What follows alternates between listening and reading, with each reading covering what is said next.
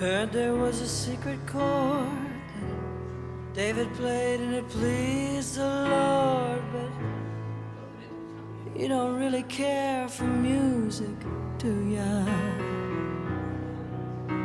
Well, it goes like this: the fourth, the fifth, the minor fall, the major lift, the baffled king composing hallelujah, hallelujah, hallelujah, hallelujah.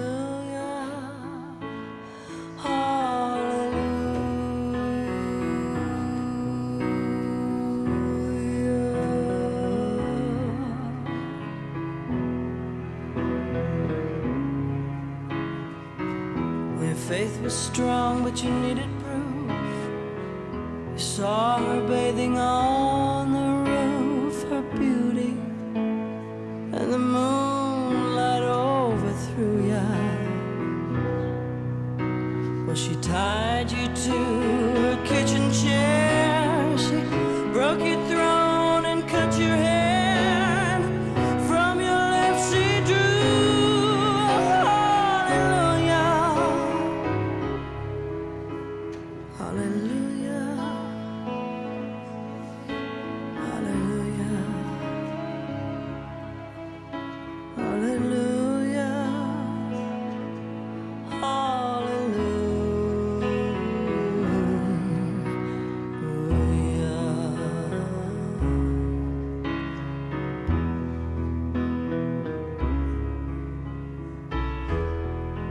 Baby, I've been here before. Seen this room, I've walked this floor. I used to live alone before I knew ya,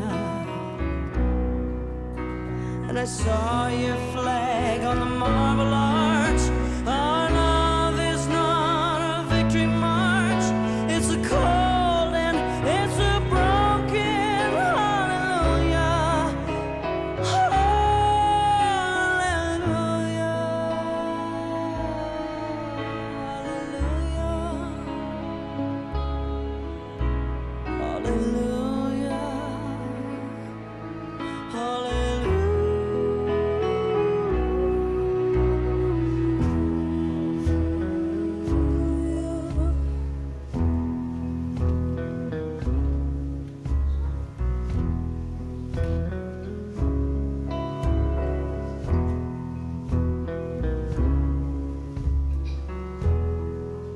Maybe there's a God above, but all I've ever learned from love was how to shoot somebody who outdrew ya.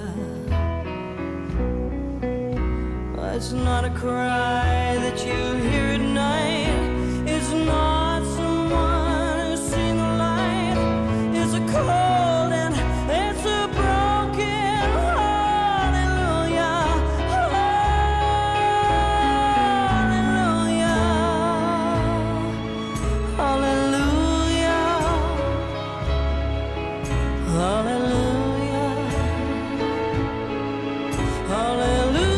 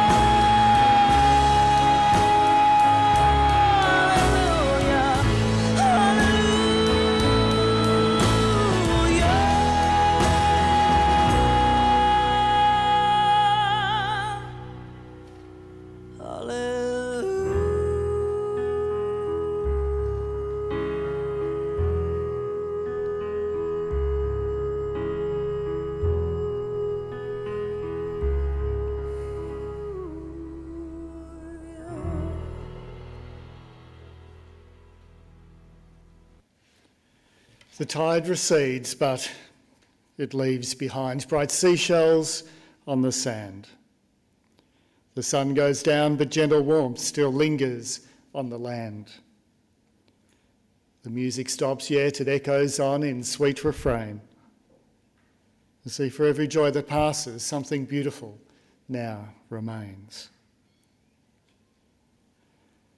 On behalf of Andrew, Martin, Felicia, Ruth, Alex, Ali, Chris, Maddie, Jensen, and their extended family, I welcome you here today as we gather to celebrate the life of a dearly loved mother, mother-in-law, grandma, relative, and a good friend, Mavis Jean Hobbs. My name is Mark Carey, and I'm a civil celebrant, and along with the team from Lapine Funerals, we will be looking after you today. And part of looking after is reminding those of you who might still have your mobile phones with you, if you could just make sure they are on silent or switched off, as it usually is at funerals when they'll go off, usually a little bit embarrassing. Well, today we come together to reflect and honour Mavis's life, which has spanned a wonderful 85 years. And from what I've been told, Mavis was a woman who lived her life to the beat of her own drum. She was an active woman who loved to travel, explore new and wonderful things in life. Was described to me as being a very colourful woman, which at times when the boys were growing up could have been a little bit embarrassing. As I sat with Martin on Wednesday afternoon, it was clear that Mavis was a much loved and a respected woman, and that she has left a mark on many people, and for this reason we place our own lives on hold just for a few hours today, as we come together for one common purpose. So we come together to honour the one that we have lost and to offer our care and support to each other. But we also need to remember family and friends today who have gone before us, and also those who cannot be with us due to distance or illness. We especially keep her sister Susan, who lives in the UK, and granddaughter Ellie in our thoughts today, who's back in Adelaide, who unwell and can't be with us. So I know that both Susan and Ellie will be thinking of you all today. Well, today there will be a word that's mentioned many times. And that word, although small, is such a powerful one. That word is memories. You see, when our lives come to their close on this earth, we hope that we have left wonderful memories with our family and friends. You see, it's important to remember that just because a person is out of sight should not mean that they're out of conversation or out of mind. You see, you should feel no guilt in laughter, for she'd know how much you care. Feel no sorrow in a smile that she's not here to share. You cannot grieve forever, and she'd not want you to. She'd hope that you could carry on the way that you always do. So talk about the good times and the way you showed you cared, the days you spent together, all the happiness that you shared. Let memory surround you. A word someone may say will suddenly recapture a time, an hour, a day that brings her back as clearly as though she was still here, and fills you with the feeling that she's always near. For if you keep those moments, you'll never be apart, and Mavis will live forever, locked safe within your heart.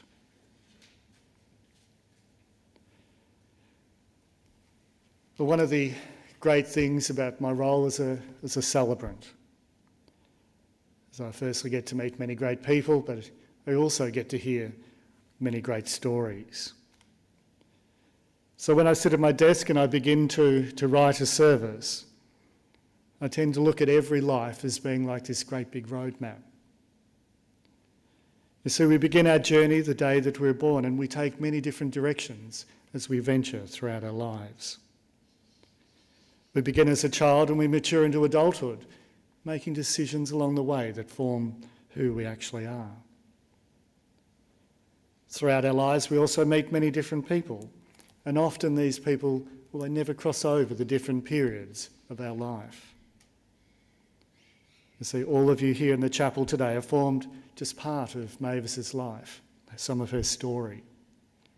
And that's what's brought you all here this morning.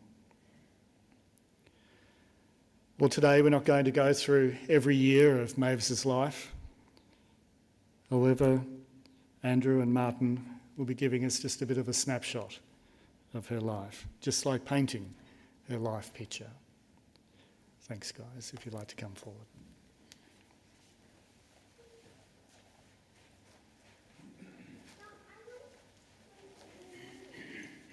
Good morning, everyone. Thank you for coming today. As you can see in the back cover of the booklet there, Mavis had a wonderful family. She really lived for her family, especially in her latter years. And her sister, Susan, in the UK, a little unwell herself as well. She's a few years younger. Couldn't make it here today, but that's the other part of her family still remaining. And of course, there's my brother my brother Andrew. I get my Alex and Andrews mixed up. They're both here at the same time. It's been a problem for the last 20 years for me. Brother Andrew and myself being her sons, and then my wife Ruth and Andrew's partner Felicia, and my 4 children, Alex, Ellie, Chris and Maddie. And this little fellow here, Jensen, is Andrew and Felicia's son. So I think certainly in recent years, I am convinced what kept my mother going as long as she did were the visits by the family and the fun she used to have with the grandchildren. Today, thank you, Alex, coming down from Brisbane last night. Maddie from Newcastle last night as well. Unfortunately, our daughter Ellie has had a severe case of gastro for the whole week. It's been a horrendous week, I might add. And my lovely wife Ruth had to go to Adelaide for most of the week to look after her, and she's maybe going back again tomorrow. So Ellie can't be here in person, but she's on FaceTime right now as I speak to you. She's on the, she waves to me there on the iPad there, so she's seeing it all live. So once again, thanks for coming, everyone. I think I'd like to start off though with a quote by my good friend Andrew Woodward when I mentioned my mother died last Monday. And it's an email he sent to me. He said, "Mavis was an amazing fighter for such a long time when most people would have given up long ago." I'm sorry there, but my daughter Ellie is making faces at the little fellow there. Anyway, and that's a very appropriate quote. Thanks for that, Woody, because I think it really sums up her whole life. Now, she was diagnosed in 1996 with this motor neuron disease, which is something which you've probably heard of in recent times due to it's out in the open a bit more now with that major footy player having it, and there's various charities in that regard. Mavis had the slow form of the disease, but I've got to say, when she made her 80th birthday, I was absolutely over the moon. I thought, fantastic, she's made it into her 80s. To make it 85, I thought it's absolutely incredible. So full marks to her for fighting all the way. So just to echo the words of Mark the celebrant there, yeah, Mavis was certainly a fighter, but she also is a free spirit, adventurous, colourful, and also from her ex-husband, our father, Jack, who wrote to me during the week and spoke to me, she was a lot of fun, to sum her up as well. So I'll just hand over now to Andrew just to talk about the first part of her life, and I'll take over for the second part if you wish. Andrew. Thanks. Thank you, Martin. My name is Andrew, and I'm Mavis's eldest son. Today is a happy, sad day. Sad because we've lost a loving member of our family. Happy because she's been released from the torture of motor neuron disease. I'm going to give a brief history about Mum's early years and how it shaped her to become the fun-loving, free and travelling woman we used to know. Mum loved life and experimented with it in every possible way, even during the ever-tightening shackles of her crippling condition. But before proceeding, I would like to greatly acknowledge and thank Martin and Ruth for organising Mum's celebration while Felicia and I and Jensen were away this week on a short break. As some of you may know, there's a lot of planning involved in amongst the emotion of grieving. Martin was also privileged to be bedside as Mum passed away, offering her all the comfort he could muster and more. What a moment in time, I can only imagine. Also, just quickly, I'd like to express my gratitude to Martin for being a stalwart of unwavering support and assistance whilst Mum battled with motor neuron disease and all the challenges it presented to both her and our family for the past 20 years. It's been a long, long journey. So thank you, Martin. Mum passed away peacefully a day after her 85th birthday last Monday, 24th of July. She was born Mavis Jean Adams on the 23rd of July, 1932, at the lowest point of the Great Depression in São Paulo, Brazil. Why Brazil, you may ask? Well, in 1929, storm clouds of the Great Depression were brewing all over the Western world. Her father, my grandfather, Leslie Adams, living in England at the time, was young, ambitious, and eager to better himself. Sensing difficult times ahead, he accepted a humble position as an office boy for a British accounting firm managing shipping, imports and exports between Britain and Brazil at the time. Not so much coffee as you would think, but more meat, fruit and vegetables.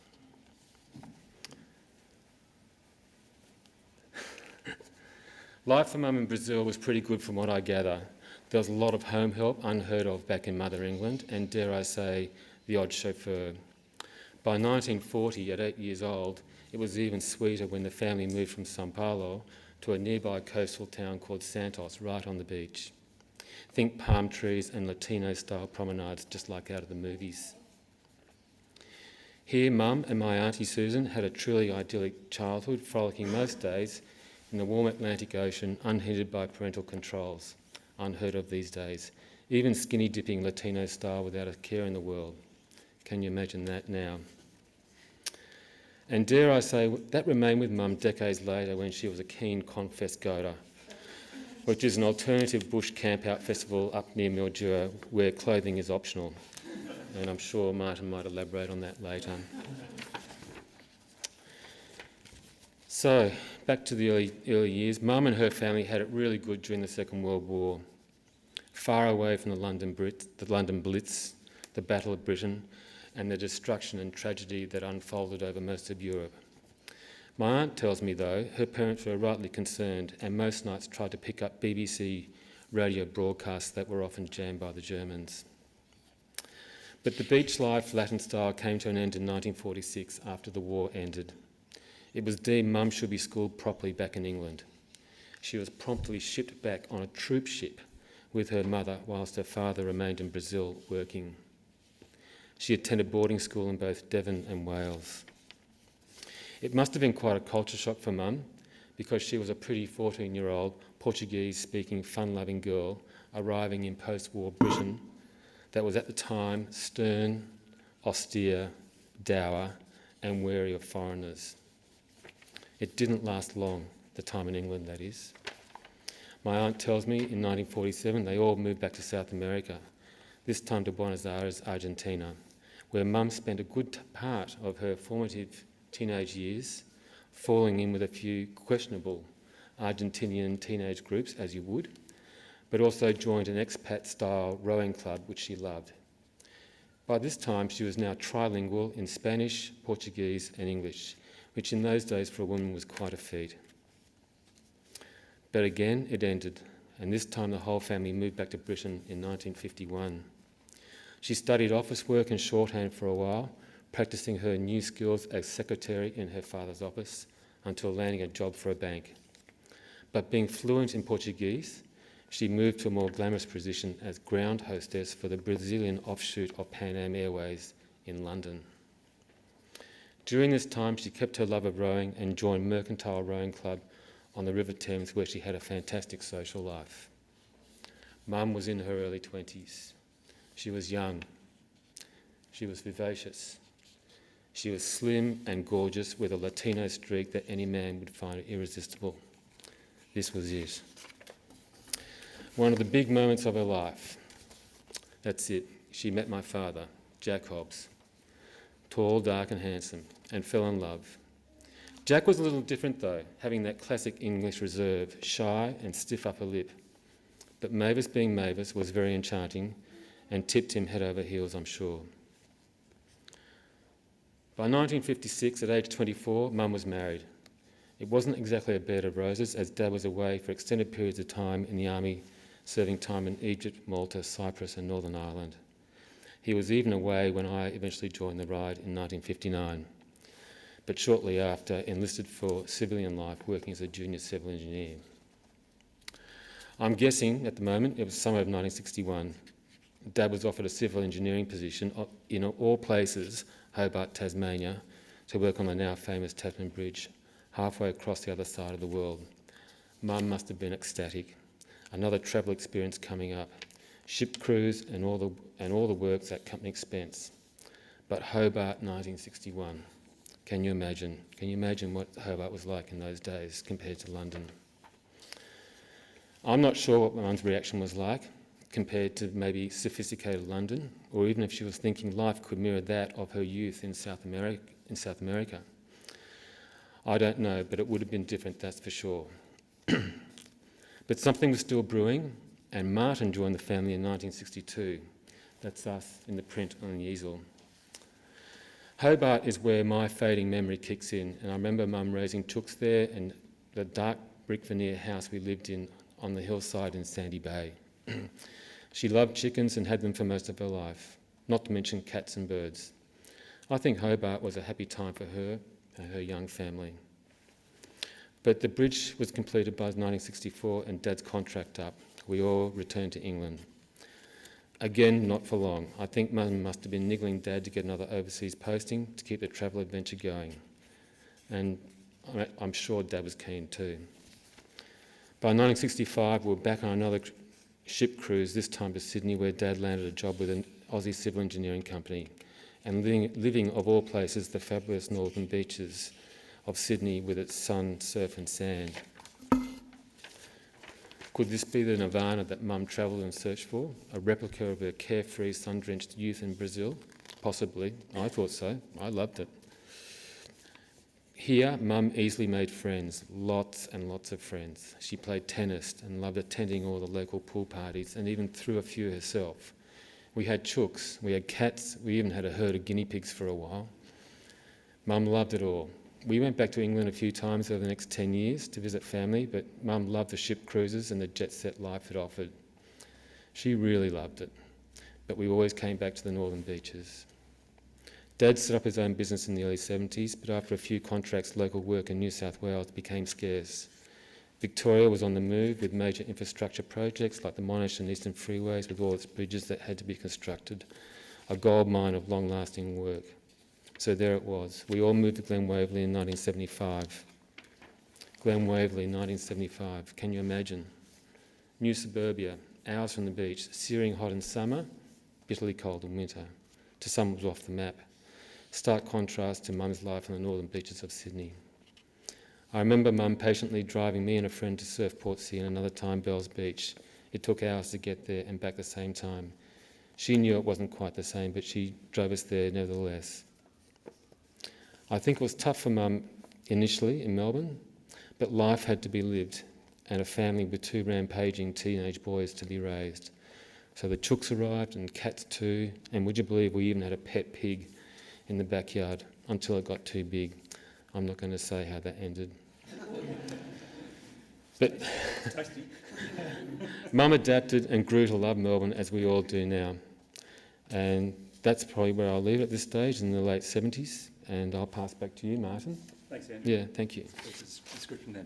I did fail to mention before that Andrew and Felicia and Jensen were actually on their once-a-year holiday overseas in the Maldives when this bad news occurred earlier this week. So they only got back on late Wednesday night, jet-lagged and the whole lot. So once again, you win the award for the travelling the furthest distance.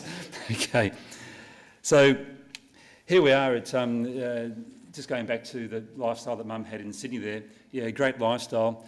The chooks were a great part of her life, really. I've just got to throw in a few sort of anecdotes here, I suppose, about her life and how it describes her as a person. There were frequent dinner parties and events like that, and back in the 70s, you would recall, I think most of you, that the shops would shut by midday on a Saturday. After you didn't have your supplies, your grocery supplies after that, that was it for the weekend. And I do recall that Mum and Dad were going to a dinner party that night, and you had to supply your own dish. And Mum wasn't too bad at cooking chicken curry, and but of course there was no chicken in the fridge to utilise. So anyway, so she went at the back and grabbed one of the chooks that weren't laying, and a few hours later it was actually part of a casserole. And at this function that night, she was talking to someone there who had a bit too much to drink, I believe, the person she was speaking to. And he said, "Oh, yeah, great chicken curry. Yeah, do you make this? Yeah, I make this. Yeah, and where'd you get the chicken from? I must get some of these. It must be a great shop you buy it from." And she said, "Oh no, I was running around her backyard only about 3 or 4 hours ago." On hearing that, that fellow went out the back and had a vomit, I believe. So in Melbourne here, in the mid to late 1970s. As you may allude to, Mum wasn't the most fabulous cook. She was used to cook the by Jimmy out of food usually, but she always got involved in events that Andrew and I were participating in. And I do recall one particular event, and in fact it might have been in the Air Force Cadets or the Air Training Corps that my two friends, Morty and Woody back there, may recall, but where we had some social event on as part of it, and we had to bring a plate from home of foods so all the young guys could hook into it. It must have been like maybe end of year type event perhaps. I can't quite recall. But of course plates of cakes and chips and all that nice stuff gets eaten pretty quickly by young teenage guys. But of course my mother had a great recipe she thought for cupcakes, and I brought these cupcakes along, put them on the table on her plate with everything else that was there. And at the end of the session, we had to go and collect our plates to take back home to our parents. And of course, I went up to the table and thought, "Oh my God, these cakes, they're all there, the whole lot, all bar a couple of cakes where one bite was taken out and then the cake was thrown back on the plate because they weren't all that palatable. We used to call them rock cakes, but it was a little embarrassing, as you alluded to a little while ago, Mark. But look, all good fun. But that was the way that Mavis was. Just moving on a bit further now, unfortunately Andrew and I could see the marriage wasn't going to last a long time, and in 1979 our parents split up. Andrew had actually left home at that stage. He was studying university at the Trobe, and not long after I joined the military. I was in Canberra, so I was away from basically the whole family, really just segregated. Dad was still in Gunwaverley, and Mavis moved to Camberwell. And it's really about now where she could really be her own self, because I guess over the years she was contained to some extent, like maybe like a tiger in a cage perhaps, looking after Andrew and myself, and also being in the married environment, of course. But now she was a free woman, and this is where her free spirit really started to emerge.